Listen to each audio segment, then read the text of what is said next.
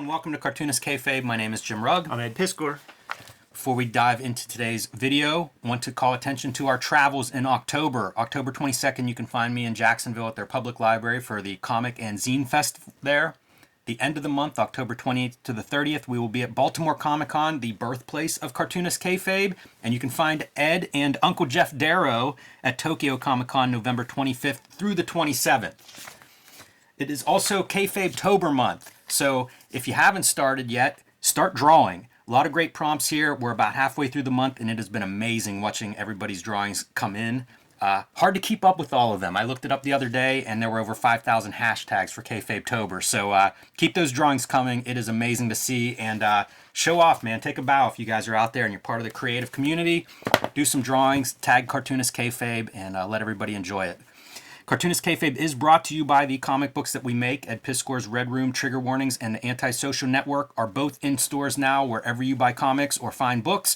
Pick those up. They are self-contained, so you can start with either volume and get a completely satisfactory story, and available now everywhere. Hulk Grand Design, Monster Madness.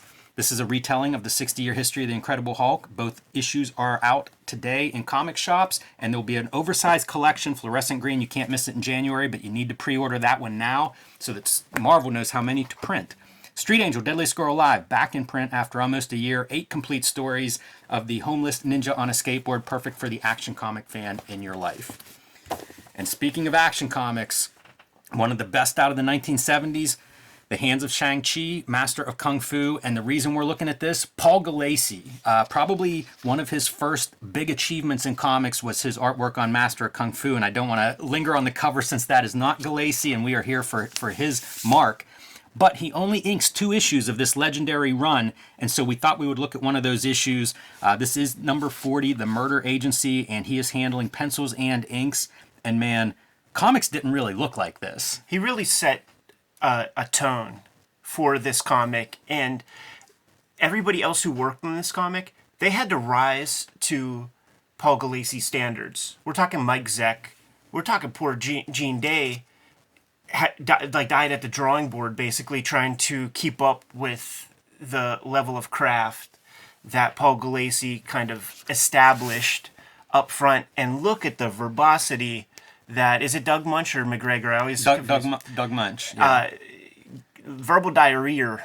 Wrote the whole 124, 125 issue run, Doug Munch. Fascinating. Like it's that era where like Marv Wolfman's big sort of graphic novel is Tomb of Dracula, and Doug Munch is Deadly Hands of Kung Fu, and these are left of center Marvel comics that don't have the expectations of being on Underoos and stuff. So they were able to actually create a little wing for themselves. Yeah, street level. In that, especially this one, it's an agency of agents fighting around the globe, kind of spy-like stories, and of which Shang-Chi is one of the members of this group. I love this drawing, man. The pants and stuff, and the way the shadows are on one side, so precise whenever he inks himself.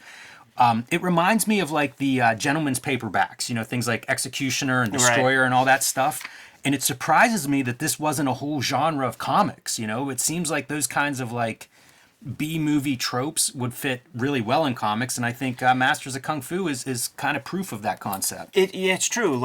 It goes away. It's perhaps ahead of its time, because if it was the 80s, when the Stallones and the Schwarzeneggers and the Steve Seagals were out, this fits in with that. But, there wasn't that much stuff like that in the 70s, really, was there? There's exploitation movies, B-movies kind of stuff. So it's a B comic. Right. Would you have several B comics when you could just have another Spider-Man title? Fair enough. Gulacy strikes me as a guy, we've heard of a few comic book artists who aren't that into the superhero stuff. Yeah. They don't want to draw that. And I wonder if that's something with Gulacy. I've never seen that written about him. Feels like it, right? But man, yeah, this is in the tradition of a Steranko Shield, where it's, I hate to say regular people, but it's not superheroes. It's like Chandler. If we want to be specific in a certain way, because the sort of craft level is kind of that level of Steranko in terms of how it's informed. Bruce Lee all over the place. So this fits into Bruceploitation. There you go. In a certain way, in some issues, Mike Zeck is straight up I know the photos that he's using. to make this stuff. Gulacy's so good with shadows. You know, that's really cool with the double lighting, but you'll see consistently it's shadows and it's attention to things like what people are wearing and the interiors of where they're doing this stuff. There's so much detail in these rooms. You wonder what his morgue file looks like, what he's pulling from to kind of decorate these worlds.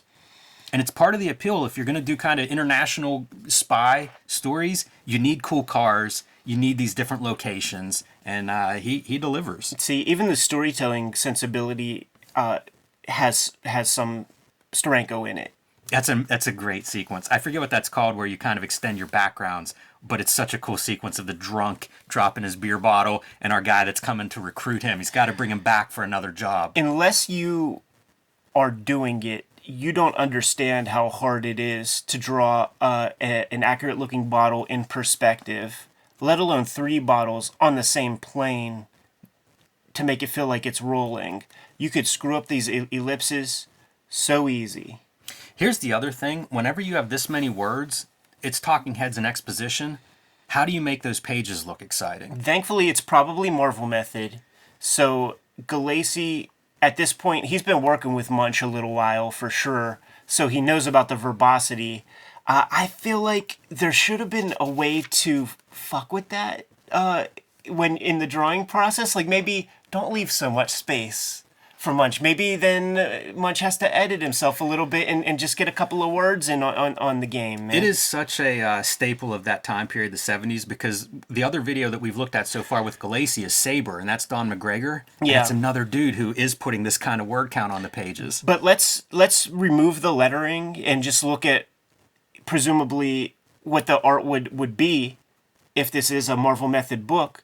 And if Gulacy's just drawing a hand and a head way over here, like the writer's going to take advantage of that space. Yeah, absolutely. Maybe don't give him all that space. I love these inset panels. You know, we see a glass, we see the close up of the eyes, and again, it's just how do you try to make this exciting, because all we're doing is talking. Yeah. So a lot of pressure on that artist to deliver something that looks really cool, like this, like a ship, you know, with those cranes that load cargo in and out. Pretty interesting looking. It's such a rigorous work that Gulacy only did it twice on the series. Right. And he had good inkers. Like his work was strong as hell on this comic. You could just tell he was so inspired, and I just don't know how it would be impossible to do this on a consistent basis. Yeah, it's an amazing run for that for my money for that reason, because it does seem like, you know, I always think of Bissett talking about whenever he was drawing Swamp Thing and it was like a 6-week schedule, you know, to get an issue done, and it catches up to you. And I feel like that's what you see here. You know, it's very rigorous. And one of the Gulacy isms in his ink are these kind of like almost negative space where you've got really fine white. In this case, like folds in the sweater. Over here, you see it as like the highlights on the water. Those are things, the finer line is what I associate with Gulacy inking himself that way. Right. Dean Mullaney, who would go on to publish Saber with a letter here in the letters page expressing he recognizes what's going on. This was a special run. Absolutely, man. Like the 70s was, the writers were Xerox of a Xerox of a Xerox of like Roy Thomas and Stan Lee. So you had that to deal with on the mainstream superhero stuff, kind of uninspired in a certain way. And we get bad guys blowing up the flat that they're in. Our waiting is over, and finally we're down to the action. I feel like that sums up the issue. It's a spread, too. Which good on Marvel for keeping those 2 pages together. Yeah, and you get a little bit of the highlights of action. One of the staples of this series, but you know, there are ebbs and flows, because there's definitely, you compare to Tomb of Dracula, and I think that's a good comparison, because it's one writer, it is kind of like one long story. It is, yeah. So you definitely have issues that are a little more action-packed than others, but man, whenever he does go action with the kung fu, pretty entertaining stuff. The colorist is really showing up also, by the way. Like they're choosing some good colors throughout this issue. I like that magenta bricks. Mm-hmm. You see him doing these silhouettes too. There's a couple of examples of that I should have pointed out as we went. I'm a fan of that kind of thing, but it's also just a way to, again, create some variety on these page layouts. You know, figure out how to make each panel exciting and make the page overall exciting. And Gulacy's good at it, pretty much from the beginning. I'm not sure trying to think of what work I have of his that predates this, but like this is pretty early in his career, and he comes out of the gate just strong. Yeah. Pittsburgh Kind of Art a Institute. legendary creator in a lot of ways. He is, yeah. He burned bright for sure, and he was strong for a long time. That's for sure. But you can never get the Steranko out of it. That's such an important piece. Yeah, and I think it's part of his appeal. Yeah. Steranko's still a fan favorite in the 70s for sure, and I think that, hey, if you're not going to get Steranko on a regular comic, you get a guy that has some of that DNA on the page, and it's welcome. Yeah, it's very much like when the Image guys decided to be the monthly Art Adams is. You're not gonna get a monthly Steranko. It's very rare that you get a Steranko comic, so Gulacy's going to jump in and be your monthly ersatz Steranko. Brings a lot to the table himself also.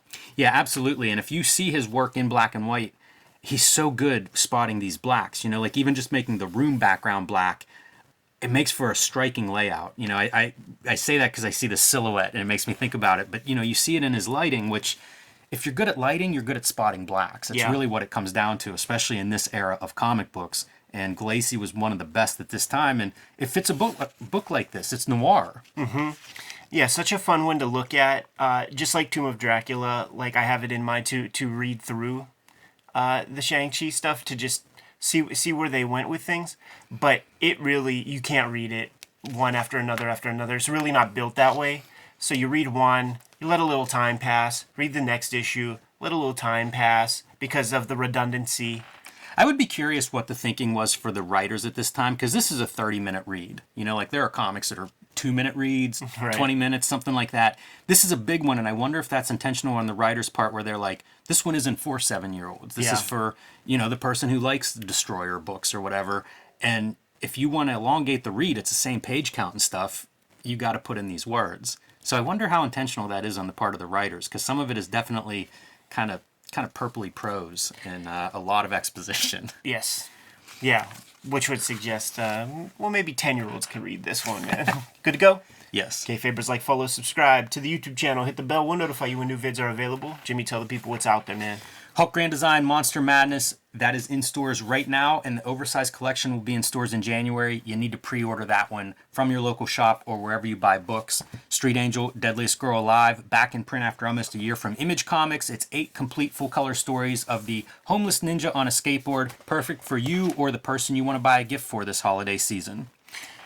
Red Room, trigger warnings. Red Room, the antisocial network, murder on the dark web for fun and profit is the name of the game. Each of these book collections contains 4 issues of the Red Room series. This is the 2021 season, 2022 season of Red Room Comics. Each of those issues are self-contained, complete stories between those covers, which makes each of these books self-contained. You see one of these on the rack, give it a shot. No matter which one it is, you dig it, grab the other.